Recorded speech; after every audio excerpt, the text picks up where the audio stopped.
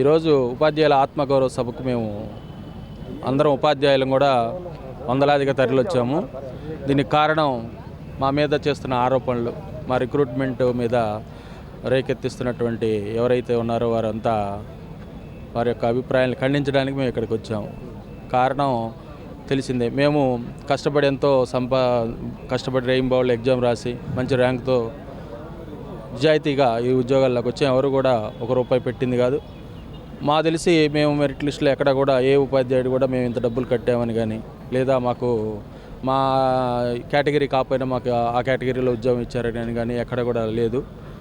అంత కష్టపడి వచ్చినప్పటికి కూడా ఈ విధంగా దుష్ప్రచారం చేస్తా మా ఆత్మవిశ్వాసాన్ని దెబ్బతీయాలని ప్రయత్నిస్తున్న వారికి బుద్ధి చెప్పడానికి, అది ఖండించడానికి ముఖ్యంగా ఈ యొక్క ఆత్మగౌరవ ర్యాలీలో అటెండ్ అవ్వాలని చెప్పేసి అందరు ఉపాధ్యాయులు కూడా వచ్చేసారు. మరి అవకతవకలు జరిగాయని ఒక ఆరోపణ. అవకతవకలు అనేదండి, ఇప్పుడు ఎవరైతే ఎంపిక కాబడ్డారో వాళ్ళందరూ కూడా ఎంఏలు బీఈడీలు చేసినట్టుంటారు. పోస్ట్ గ్రాడ్యుయేట్ చేసిన వాళ్ళు, ఆల్రెడీ ఎన్నో ఏళ్ళుగా ప్రైవేట్ విద్యా సంస్థలు చేసిన వాళ్ళు, డిఎస్సి అనేది ఎలా ఉంటుంది, దాని యొక్క రూల్స్ ఏంటి, రెగ్యులేషన్స్ ఏంటి అందరికీ తెలిసినవి. అయితే ప్రతి ఒక్కళ్ళు కూడా ఎవరికి జరిగినా కానీ, అన్యాయం జరిగినా కానీ ఎవరు ఊరుకునేవాళ్ళు కాదు. కోర్టుకు వెళ్ళేవాళ్ళు, కోర్టుకు వెళ్ళి ప్రభుత్వాన్ని ఛాలెంజ్ చేసేవాళ్ళే ఉన్నారు. ఏ ఉపాధ్యాయుడు కూడా నాకు ఉద్యోగం రాలేదు, నాకు అవకాశం ఉన్న ఉద్యోగం ఇవ్వలేదు అంటే ఖచ్చితంగా కోర్టుకు వెళ్తారు కదండి. అలా అందరూ వెళ్ళేవాళ్ళే. ఎవరైతే నీతి నిజాయితీగా వాళ్ళ యొక్క కేటగిరీలో వాళ్ళు వచ్చింది కాబట్టి వాళ్ళు జాయిన్ అయ్యారు.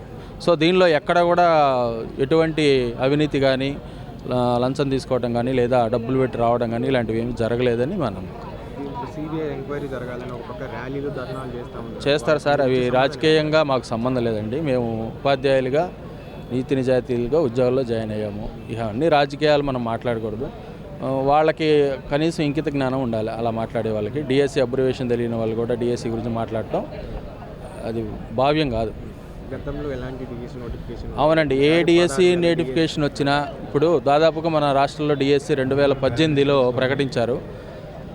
ఆ తర్వాత ఇంతవరకు డిఎస్సి లేదు. సుమారు చాలామంది ఉపాధ్యాయులు వారి వయసు మించిపోవడం, వారి అర్హత కోల్పోవడం ఇలాంటివి చాలా జరుగుతూ ఉంటాయి. ఆవేదనతో ఉన్నారు.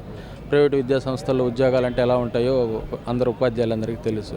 మరి అలాంటి సమయంలో ఇంత మంచి అవకాశాన్ని వినియోగించుకోవడానికి లక్షల మంది పోటీ పడటంలో తప్పులేదు. మరి దానిలో ఎంత పోటీ పడినప్పటికీ ఎవరైతే దాంట్లో అర్హత సాధిస్తారో, ఎవరైతే వారి యొక్క ప్రతిభ నిరూపించుకుంటారో వారికి ఉద్యోగాలు వస్తాయి. దాంట్లోకి మనం కొత్తగా దాని మీద ఆరోపణలు చేయాల్సిన అవసరం ఏమీ లేదు. మరో డిఎస్సికి ఇప్పుడు ప్రభుత్వం సిద్ధంగా ఉంది. మీరు నెక్స్ట్ యువతరానికి ఇచ్చే సార్ ఏదైనా కానీ సార్, మన అవకాశం అనేది చాలా మంచి అవకాశం. ఇంకా భవిష్యత్తులో అన్ని ఉద్యోగాలు వస్తాయని అయితే చెప్పలేం, కానీ ఉన్న దాంట్లోనే మన యొక్క ప్రతిభ నిరూపించుకోవాలంటే ఈసారి చాలా కష్టమైన, ఎందుకంటే చాలా తక్కువ ఉద్యోగాలు ఉంటాయి. భవిష్యత్తులో వచ్చే డిఎస్సీలు కూడా అంతగా అవకాశాలు ఉండకపోవచ్చు. ఏదైనా కానీ ఉన్న ఉద్యోగాలకి పోటీ ఎక్కువ ఉంటుంది. చాలా కష్టపడితే కానీ ఈ ఉద్యోగాలు రావు. ఇక మనం అనుకుంటాం కానీ ఏదో మనం రికమెండేషన్తోనో లేకపోతే డబ్బులు పెడితేనో డబ్బులు కడితేనో అదంతా కూడా అసాధ్యం. ఏ ప్రభుత్వం వచ్చినా కానీ డబ్బులు తీసుకొని డిఎస్సీ ఇవ్వడం అనేది అసలు అది కుదరని పని.